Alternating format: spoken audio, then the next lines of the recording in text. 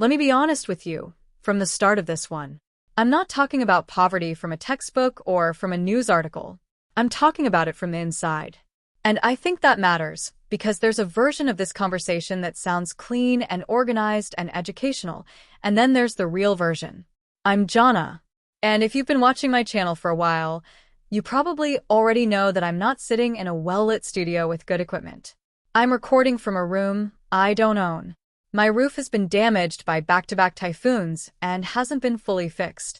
I haven't had a smartphone since the pandemic, when my old secondhand phone broke and I simply couldn't replace it.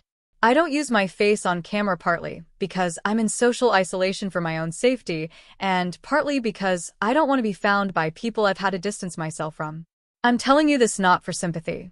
I'm telling you this because this video is about poverty in the Philippines, and I think it should be told by someone who actually lives it, not someone who's studied it from a comfortable distance.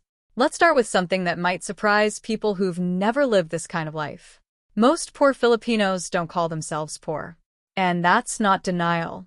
It's actually a really specific cultural mindset that's worth understanding, especially if you're watching from another country. In Filipino communities, especially in rural areas, the bar for feeling okay is often set at having food for the day. If there's rice on the table and the kids aren't going to sleep hungry, many families will describe their situation as okay lang, meaning it's fine, it's manageable. Even when, by any outside measurement, the situation would be classified as poverty. This isn't self-deception. It's a form of resilience that comes from generations of living with very little and finding genuine dignity in that. But it can also make it harder to talk honestly about systemic problems because admitting you're poor can feel like admitting you've failed, when really it's the system that's failing you. Now let me explain something that I think doesn't get talked about enough, which is the different faces of poverty. When most people picture poverty, they picture someone sleeping on the street with no food and no shelter. And that's a real form of poverty. But it's not the only one. And it's actually not the most common one in the Philippines. The more common version is what I describe as invisible poverty, or what researchers sometimes call relative poverty. This is the person who has a job, but their wage is so low that they still can't afford basic needs. This is the family that has a roof over their heads, but that roof leaks when it rains. This is someone like me, living in a property that belongs to another person, paying nothing in rent because there's nothing to pay with, surviving month to month, and somehow still functioning, still working, still trying to build something. I'm technically what people would call the working poor. I have income. I work as an ESL teacher, and I make content for this channel. But my income doesn't give me financial security. It gives me enough for food and basic needs, and that's it. There's no savings. There's no buffer. When something goes wrong, like when a typhoon damages the roof, there's no fund to fix it. You just live with the damage and figure out how to keep going. This is reality for a huge number of Filipinos. People who go to work every day, who contribute to society, who are doing everything they're supposed to do, and who are still one emergency away from not being okay. Let me talk about wages for a moment because I think this is really important. The Philippines has a mandated minimum wage, but it varies by region and it's widely considered insufficient for the actual cost of living, especially in urban areas. In some regions, the daily minimum wage for a private sector worker is around 500 pesos or less. That's roughly $9 to $10 a day before any deductions. When you consider the cost of food, transportation, utilities, school expenses for children, and rent, that number doesn't stretch very far. And for families in Metro Manila, where the cost of living is significantly higher, it stretches even less. The government has an official poverty threshold, which is the minimum income a family of 5 needs to meet their basic food and non-food needs. As of 2026, this figure is still debated because many economists and community advocates argue it's set too low and doesn't reflect what things actually cost in real life. So on paper, a family might be classified as above the poverty line. But in practice, they're still struggling every single month. This gap between official statistics and lived reality is one of the most frustrating things about talking about poverty in the Philippines. The numbers don't always tell the true story. Now let me talk about one of the government's main tools for addressing poverty, and that's the program known as 4Ps. The full name is Pantawid Pamilyang Pilipino Program, which translates roughly to the Bridging Program for the Filipino Family. It's a conditional cash transfer program managed by the Department of Social Welfare and Development. The idea is that low-income families receive a small amount of money from the government, but in exchange they have to meet certain conditions. Children have to attend school regularly. Family members have to attend health checkups. Pregnant women have to receive prenatal care.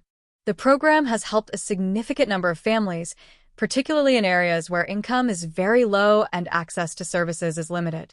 But it's not without its criticisms.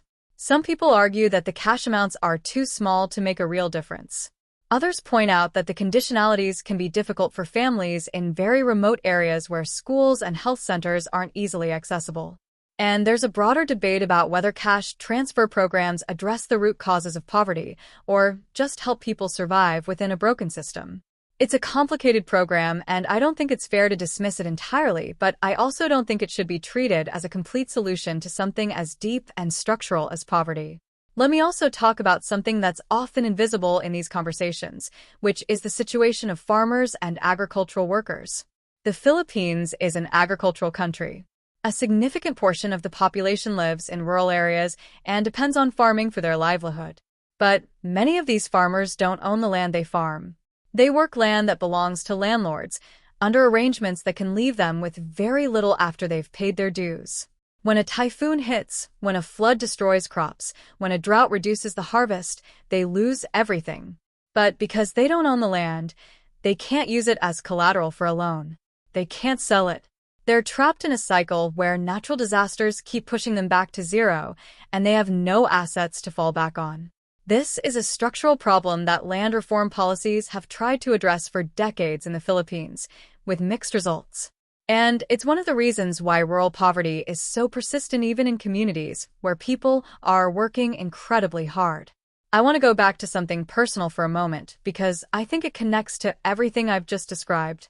I live in a house that isn't mine. I don't pay rent, which sounds like a privilege until you understand what it actually means. It means I have no legal claim to the space I live in. If circumstances change, I can be asked to leave. It means I'm dependent on the goodwill of another person for my most basic need, which is a roof over my head. This kind of arrangement is incredibly common in the Philippines, especially among people who've had to leave their home situations for safety reasons, or who simply can't afford anything on their own. It's sometimes called informal settling or caretaking arrangements. It's not visible.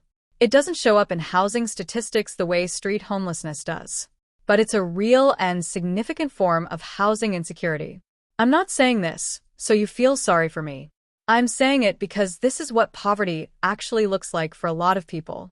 It looks like someone who has a job, who goes online every day and teaches students from another country, who makes videos and manages a channel and thinks about the future, and who still doesn't have financial security, still doesn't have a smartphone, still lives in a space that isn't hers with a broken roof. Poverty in the Philippines is not always dramatic and visible. Sometimes it's quiet and persistent and hidden in plain sight. And the people living it are often too proud, too practical, or too exhausted to talk about it directly. There's also the mental health dimension of poverty that doesn't get nearly enough attention. Chronic financial stress does real damage to the mind and body. It creates a constant low-level tension that never fully goes away because there's always something that needs to be paid, always something that could go wrong, always a next crisis waiting just around the corner. For people who already have mental health challenges, that background noise of financial stress makes everything harder. It takes more energy just to keep functioning. And it becomes harder to think long-term when you're consumed by immediate survival. I mention this from personal experience. There were periods where I was so depleted, physically and emotionally, that working felt almost impossible. The only thing that kept me going was having pets that needed to be fed. That sounds small, but it wasn't. Having something that genuinely depended on me when I wasn't able to fully rely on myself was a form of anchor. The point of this video isn't to paint a hopeless picture. There are people in the Philippines who've found ways to build stability despite very difficult starting points. Communities do support each other. Families share resources. People find creative ways to generate income. The Bayanihan spirit, which means collective unity and community support, is genuinely real and genuinely powerful. But I also think it's important to be honest about the structural problems that make escaping poverty so difficult. Low wages, limited land ownership for farmers, natural disasters that wipe out what little people have built, housing insecurity that's invisible in the statistics, a poverty threshold that doesn't reflect real costs. These aren't individual failures. They're systemic issues that require systemic responses. And for people watching this from outside the Philippines, I hope this gives you a more honest picture than the version you usually see. Poverty here isn't just about people on the street or people in slums. It's also about teachers, farmers, factory workers, and content creators who work every day and still don't have enough.